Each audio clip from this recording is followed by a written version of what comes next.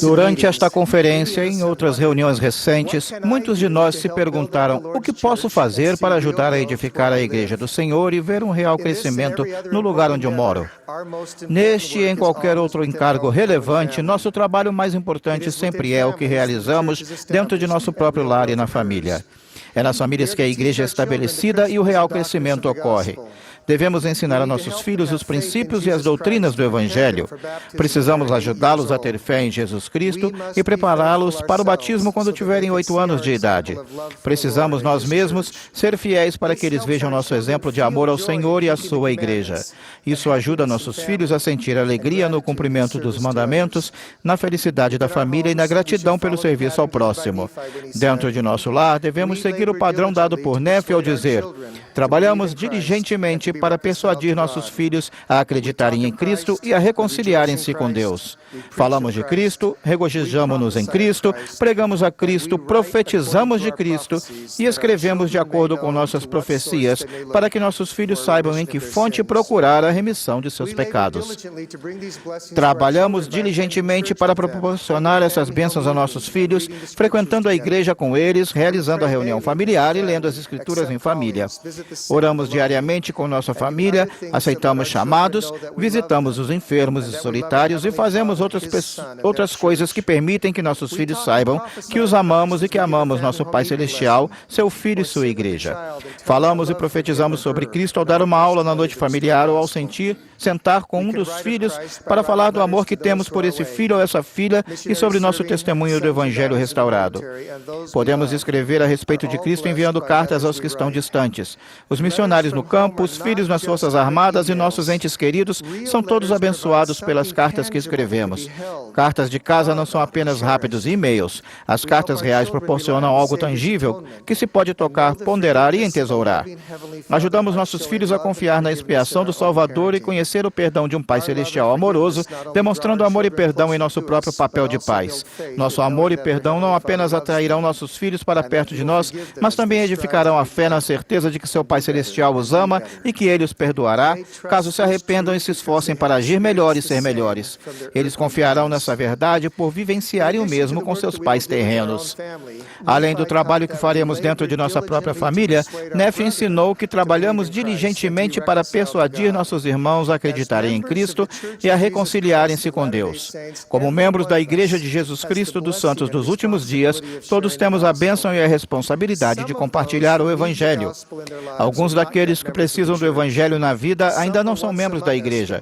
Alguns já estiveram conosco, mas precisam sentir novamente a alegria que sentiram quando aceitaram o Evangelho anteriormente na vida. O Senhor ama tanto a pessoa que nunca teve o Evangelho quanto a pessoa que volta para Ele. Para Ele e para nós, isso não importa. Tudo é um só trabalho. É o valor das almas, sejam quais forem suas condições, que é grande para nosso Pai Celestial, para seu Filho e para nós. A obra de nosso Pai Celestial e de seu Filho é a de levar a efeito a imortalidade e a vida eterna de todos os seus filhos, independentemente de suas circunstâncias atuais. Temos a bênção de ajudar nessa grande obra. O presidente Thomas S. Monson explicou como podemos ajudar ao dizer: nossas experiências missionárias precisam ser atuais. Não é suficiente lembrar e ponderar experiências passadas. Para sentir-nos realizados, temos que continuar compartilhando o Evangelho de modo natural e normal. O trabalho de compartilhar o Evangelho de um modo natural e normal com aqueles por quem temos carinho e amor será a obra e a alegria de nossa vida. Quero contar-lhes 2 dessas experiências. Dave Orchard cresceu em Salt Lake City, onde a maioria de seus amigos era membro da igreja. Eles tiveram grande influência sobre ele. Além disso, os líderes da igreja de sua vizinhança sempre o convidavam para as atividades. Embora não tivesse se filiado à igreja naquela época, seus anos de formação foram abençoados pela influência de bons amigos santos dos últimos dias e por atividades patrocinadas pela igreja. Depois de entrar na faculdade, mudou de casa e a maioria de seus amigos partiu para a missão. Ele sentiu falta da influência deles em sua vida. Um dos amigos de Dave, do curso médio, continuava em casa. Esse amigo se reunia toda semana com seu bispo no empenho de colocar sua vida em ordem e poder servir como missionário. Ele e Dave tornaram-se companheiros de quarto e, como seria natural natural e normal, conversaram sobre o motivo pelo qual ele não estava servindo como missionário e por que se reunia frequentemente com o bispo. O amigo expressou sua gratidão e respeito pelo bispo e pela oportunidade de arrepender-se e de servir. Perguntou então a Dave se ele gostaria de acompanhá-lo na entrevista seguinte. Que convite! Mas no contexto de sua amizade e circunstâncias, foi algo natural e normal. Dave concordou e pouco depois ele mesmo passou a ter entrevistas com o bispo. Isso fez Dave decidir falar com os missionários. Ele adquiriu um testemunho de que o evangelho era verdadeiro e foi marcada a data de batismo. Dave foi batizado pelo bispo e um ano depois, Dave Orchard e Catherine Evans se casaram no templo. Tiveram 5 belos filhos. Catherine é minha irmã caçula. Sempre serei grato àquele bom amigo que, juntamente com um bom bispo, trouxeram Dave para a igreja. Quando Dave falou de sua conversão e prestou testemunho do que aconteceu, ele fez esta pergunta. Então, valeu a pena? Valeu a pena todo o empenho dos amigos e dos líderes dos jovens e do meu bispo ao longo de todos aqueles anos, só para que um único rapaz fosse batizado?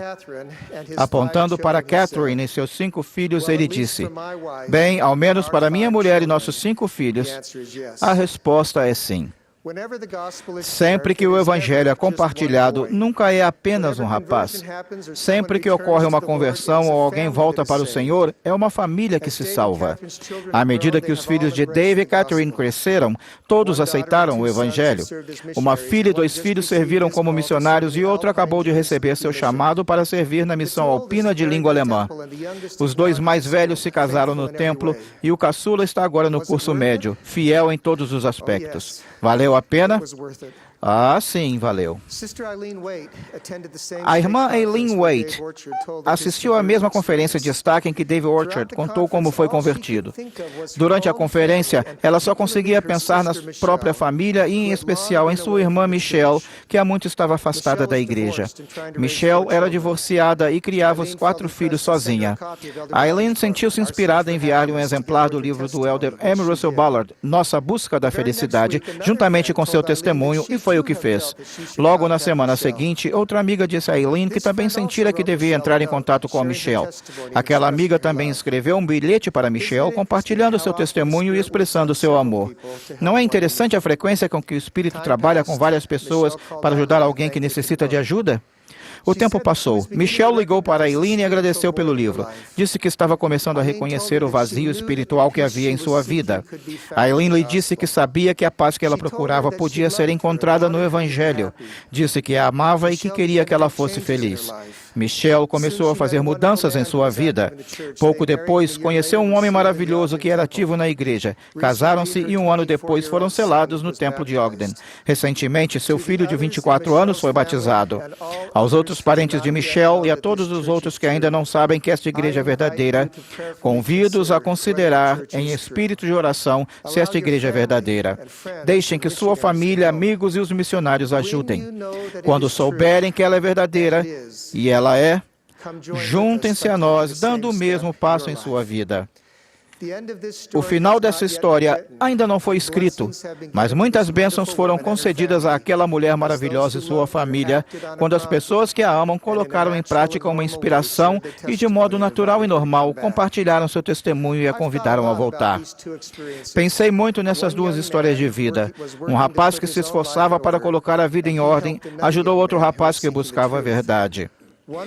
Uma mulher compartilhou seu testemunho e sua fé com a irmã que estivera afastada da igreja por 20 anos.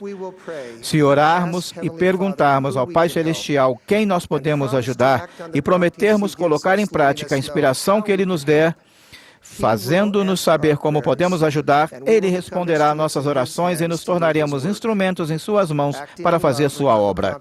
O catalisador disso é colocar em prática com amor a inspiração dada pelo Espírito.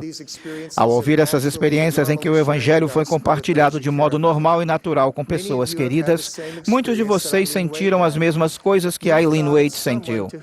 Vocês pensaram em alguém que devem ajudar e convidar a voltar ou compartilhar com essa pessoa seus sentimentos sentimentos sobre o Evangelho de Jesus Cristo. Meu convite é que coloquem em prática sem demora essa inspiração. Conversem com seu amigo ou membro da família.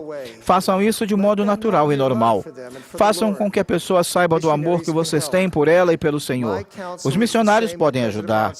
Meu conselho é o mesmo que o presidente Monson lhes deu tantas vezes neste mesmo púlpito. Nunca demorem em atender a uma inspiração.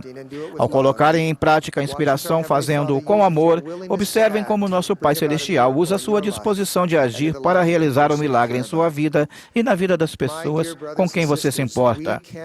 Meus queridos irmãos e irmãs, podemos edificar sua igreja e ver um crescimento real se trabalharmos para proporcionar as bênçãos do Evangelho a nossos familiares e entes queridos.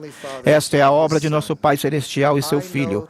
Sei que eles vivem e que respondem a nossas orações. Se colocarmos em prática essa inspiração, tendo fé em sua capacidade de realizar o milagre, ocorrerão milagres e vidas serão mudadas. Em nome de Jesus Cristo. Amém.